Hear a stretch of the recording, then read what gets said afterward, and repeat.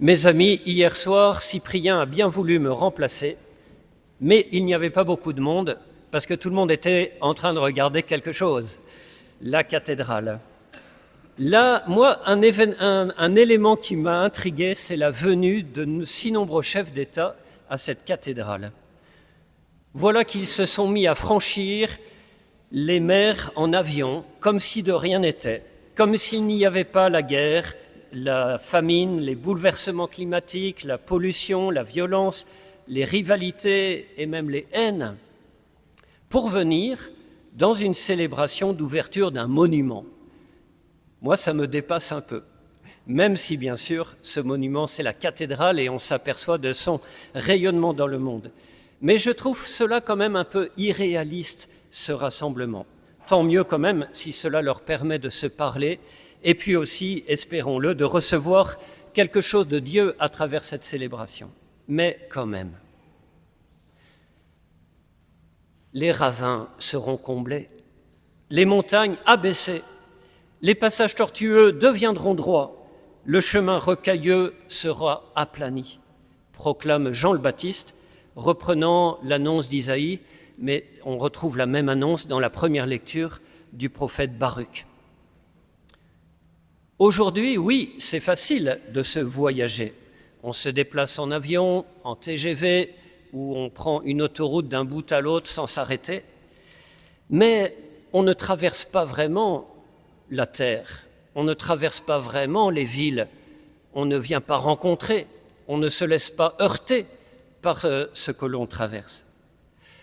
Alors que pour le prophète Baruch, rien à voir. Le prophète écrit dans ce temps de la déportation à Babylone, le temple a été détruit, les Juifs sont nombreux à vivre à Babylone, et Jérusalem, leur cité chérie, la terre promise, leur est inaccessible. 900 kilomètres avec un désert rempli ici et là de montagnes rocheuses à perte de vue, exténuantes à franchir, sans eau, sans ombre. Comment voulez-vous le traverser, ce désert? Comment voulez-vous revenir là où Dieu vous appelle? Et donc, Dieu annonce une merveille à travers la parole de Baruch. Dans le désert, la terre sera aplanie dans le désert, toutes ces montagnes, afin qu'Israël chemine en sécurité dans la gloire de Dieu pour revenir jusqu'à la cité. Et il y aura même des arbres qui seront tout le long plantés pour donner de l'ombre à ce peuple. On comprend mieux, non, la force de cette prophétie pour les déportés de Babylone. Ils vont revenir, ils vont être en quelque sorte portés par la main de Dieu jusqu'à leur terre. Et nous, notre chemin vers notre terre, vers le royaume des cieux, quelle est la main de Dieu pour nous? Bien plus tard, c'est Jean le Baptiste qui reprend cette parole, mais avec une lecture spirituelle évidemment, parce que le peuple qui vient l'écouter dans ce désert habite en fait pour le coup la terre promise, il n'y a pas beaucoup de kilomètres.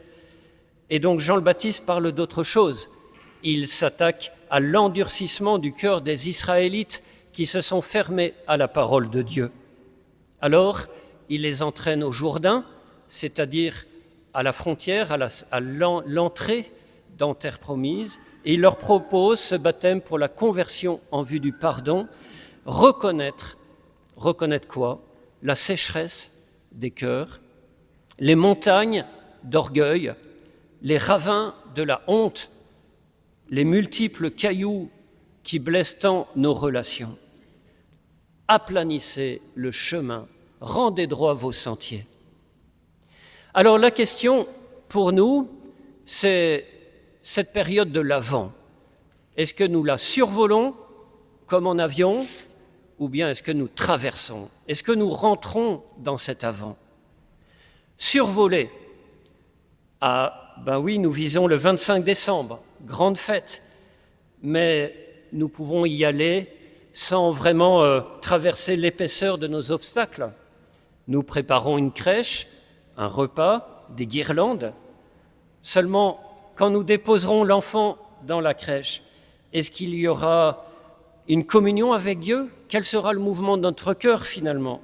Est-ce que ce sera un geste habituel avec un brin d'émerveillement? Survoler, traverser l'avant. Je profite des 2 semaines pour attaquer une résistance en moi, un obstacle face à l'appel de Dieu.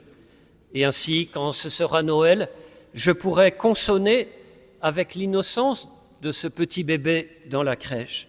Parce que je pourrais lui dire, regarde, j'ai bel et bien préparé pour toi le chemin, j'ai aplani un obstacle. Et je sais quelque part le vrai sourire du Christ, pas celui de la petite poupée dans la crèche, mais le Christ régnant auprès du Père et contemplant en moi une crèche pour lui, un chemin aplani. Un exemple, il y a des personnes qui sont toujours un peu rugueuses auprès des autres, non? Peut-être que c'est nous d'ailleurs. Et elles disent « Oh, vous savez, moi, je suis franche, ou je suis franc. Je dis tout ce que je pense. Oui, d'accord, ça fait parfois du mal, mais voilà, je suis comme ça. » Eh bien non, non, tu n'es pas toujours comme ça. Non, tu peux changer ton caractère. Tu peux l'abattre, cette montagne, de ce manque de délicatesse dans tes paroles. Tu peux faire vaincre quelque chose avec la grâce de Dieu. Pourquoi est-ce que nous ne pourrions pas changer nos caractères, en partie au moins, les assouplir, en faire des instruments de paix plutôt que de division dans nos paroisses? Hier, j'étais à une fête de famille et je discutais avec un cousin qui est très engagé dans l'Église. On discutait d'un prêtre et je lui dis « Moi, tu sais, je crois que je ne pourrais jamais travailler avec ce prêtre, je suis trop différent. » Et il m'a dit « Non, Bernard, tu ne peux pas dire ça. Vous n'êtes pas si nombreux, les prêtres. Alors il faut peut-être arrêter de vous diviser et vous bâtir ensemble, même si on est différents. » Ouah, ça m'a un peu raboté, hein. Laissons-nous raboter par cet appel de Jean-Baptiste. Aplanissez enfin quelque chose dans vos cœurs, dans vos vies, changez quelque chose. L'amour de Dieu est important. Pour faire fondre la rigidité de nos caractères, il faut que l'amour vienne toucher quelque chose de nos points de résistance. Il faut une chaleur, il faut quelque chose qui vienne adoucir, émerveiller, changer. L'amour de Dieu, c'est ce qui réchauffe, qui attendrit, qui assouplit. L'amour de Dieu, nous le rencontrons ici, à la messe. Quand je vais recevoir le corps du Christ, je peux penser à tout ce que Jésus a réussi à aplanir dans son propre caractère pour arriver à pardonner ses bourreaux, ses ennemis. Vous imaginez le travail qu'il a fait pour arriver à être doux comme un agneau sur la croix? Alors recevons en nous cette empreinte de l'amour du Christ et qu'il nous change. L'amour de Dieu, à propos des montagnes de résistance, je le rencontre surtout dans le sacrement du pardon. Si j'arrive à nommer une de mes résistances, si j'arrive à demander pardon, si j'arrive à attaquer ce point-là difficile par cet acte d'humilité qui consiste à venir dire humblement, voilà, j'ai ça, Seigneur, je te le mets devant toi, viens me le pardonner. Alors oui, le pardon de Dieu vient me traverser dans ce regret, dans cette contrition. Ce n'est pas un survol, c'est une pénétration de la grâce de Dieu dans nos cœurs. Vendredi, il y a 20 collégiens de la paroisse qui sont partis à Saint-Luc et qui sont tous passés rencontrer le prêtre. Alors nous, quand même, si des enfants le font, je sais bien que c'est difficile pour beaucoup, pour certains c'est plus du tout, c'est fini d'une certaine manière. Non, mais vous pouvez changer, nous pouvons changer, nous pouvons fléchir quelque chose et retrouver cet accès à la grâce de Dieu. C'est un exemple, il y en a plein d'autres. Rapport aux autres, à moi-même, à Dieu. Quel est l'amour en moi? Je termine, désolé d'avoir été long. Hier, une porte s'est ouverte avec, dans la cathédrale à nouveau, des coups de crosse, toc, toc, toc. Qui c'est? C'est le roi de gloire.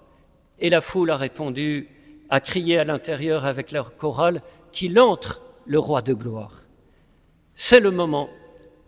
Mes frères et sœurs, c'est le moment qu'il entre, le roi de gloire, dans nos cœurs pendant cet Advent, de le laisser traverser nos cœurs pour les changer, avec Chérine, qui est entrée et qui reçoit aussi cet accompagnement de la grâce pour te laisser transformer jusqu'à ce moment du baptême.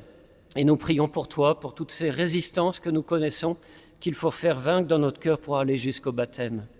Demain, c'est aussi l'Immaculée Conception, bel exemple de ce que Dieu peut faire en l'être humain lorsqu'il l'investit de sa grâce. Amen.